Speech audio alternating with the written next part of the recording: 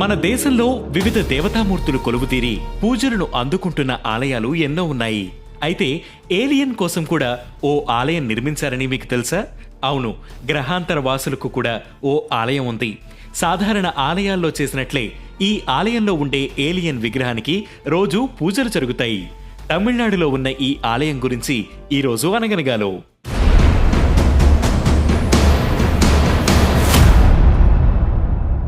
తమిళనాడులోని సేలం జిల్లా రామకొండను ప్రాంతానికి చెందిన లోగనాథన్ అనే వ్యక్తి ఈ ఆలయాన్ని నిర్మించారు. కైలయ శివాలయంలోని భూగర్భంలో ఈ ఏలియన్ విగ్రహాన్ని కూడా ప్రతిష్ఠించారు. ఏలియన్ సిద్ధర్గా పేర్కొంటున్న ఈ విగ్రహానికి లోగనాథనే అర్చకుడిగా ఉన్నారు. శివుడు సృష్టించిన తొలి విశ్వదేవత ఈ ఏలియన్ అని లోగనాథన్ చెబుతున్నారు.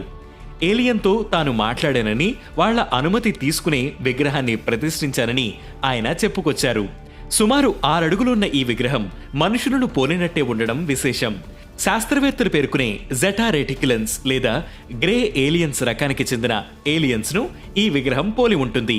భవిష్యత్తులో భూమికి ఏలియన్స్ రాకపోకలు మరింత పెరుగుతాయని, త్వరలోనే మనుషులతో కమ్యూనికేట్ చేస్తాయని లోగనాథన్ చెబుతున్నారు.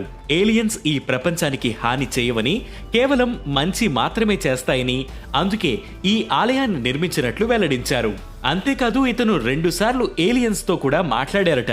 శాస్త్రవేత్తలు సైతం ఏలియన్స్ జాడ కోసం పరిశోధనలు చేస్తున్నారని, తాను ఏలియన్స్ తో మాట్లాడింది కూడా నిజమేనని, అవేం కాకమ్మ కబుర్లు కాదని అంటున్నారు లోగనాథన్. మన ప్రపంచానికి విపత్తు సంభవించినప్పుడు ఈ ఏలియన్సే మనల్ని రక్షిస్తాయట. సో మన భారత్లో తొలి ఏలియన్ టెంపుల్ కూడా కొలువుదీరింది.